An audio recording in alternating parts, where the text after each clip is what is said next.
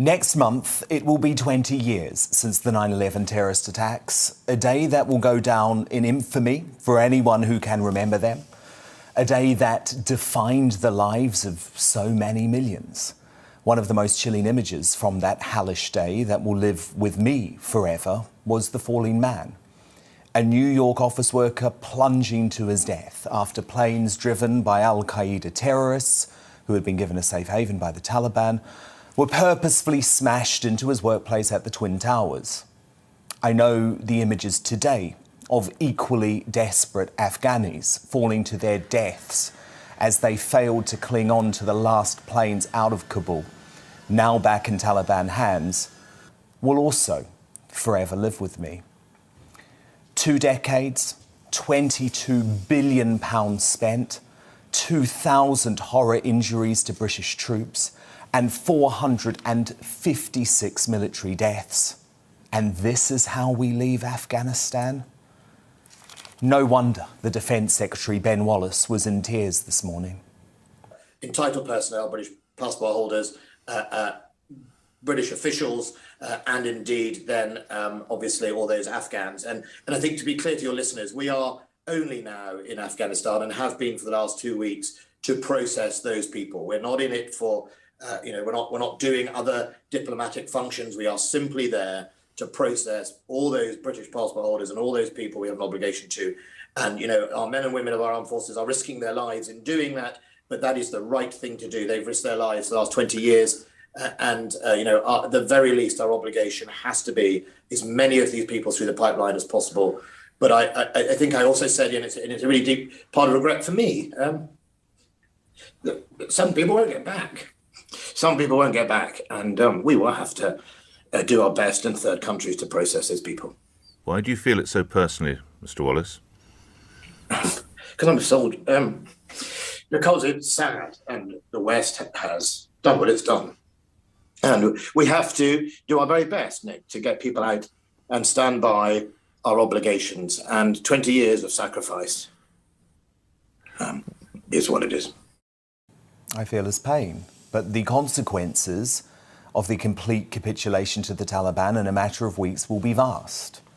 To the future of international terrorism, for the legacy of the holidaying US President Joe Biden yesterday, and the lives of those poor souls in Afghanistan. Forget the Taliban's spin. The reintroduction of Sharia law will mean routine stonings and beheadings. It will mean the capture of young girls as sex slaves. It will mean the assassinations of any serious opponents or journalists doing their jobs. And it will mean the removal of the most basic of rights for women. And in this environment, it's hard to believe that it will not be fertile ground for the next breed of terrorists looking to destroy the West to be developed, trained and sent to our shores. The Western Alliance's long-term attempt to establish national reconciliation, lasting peace, stability and respect for human rights in Afghanistan is a catastrophic failure. I do have some sympathy with Boris Johnson and the UK government, though, who knew the importance of remaining part of an international coalition. But if only the Prime Minister had spoken up louder, unafraid of annoying our US allies, with whom relations are frosty thanks to the new administration anyway. His words from the past prove he knew what was coming and the importance of avoiding this exact quagmire we now found ourselves. After all, it was 12 years ago that Boris Johnson declared that abandoning Afghanistan would be a betrayal of the fallen. So this is what he wrote in his Daily Telegraph column in July 2009. Be in no doubt that what British troops are doing in Helmand is heroic and it is very far from futile. If NATO forces pulled out, the Taliban would probably overrun Kabul in 3 weeks, with catastrophic consequences for Pakistan and global stability. Look what's just happened. And it was the same Boris Johnson who, as Foreign Secretary in February 2017, declared to the House of Commons that hundreds of thousands of women in Afghanistan are now being educated as a result of the sacrifice made by British troops and the investment in that country by the British people. And later that year, he rightly pointed out that part of the way to defeat ISIS terrorism was to continue the fight in Afghanistan. He said, "It will ultimately be defeated in Afghanistan as well. We and moderate Muslims everywhere will win this struggle." Sadly, he was wrong. We haven't won this struggle. Or how about in June this year, when Boris as Prime Minister said this: "I confirm that we see the education of girls and young women as one of the great achievements of the UK presence in Afghanistan over the last 2 decades. We do not want that to be jeopardised now, which is why we are working with our friends in the G7 and NATO to make sure that we leave a lasting legacy."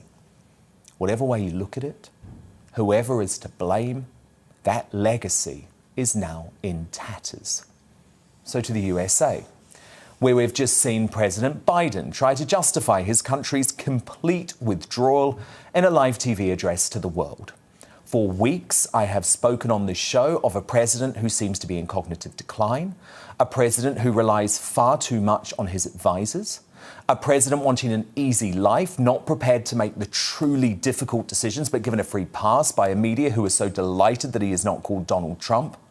But in recent years, there has been no bigger public failure than President Biden's complete lack of foresight when it comes to Afghanistan.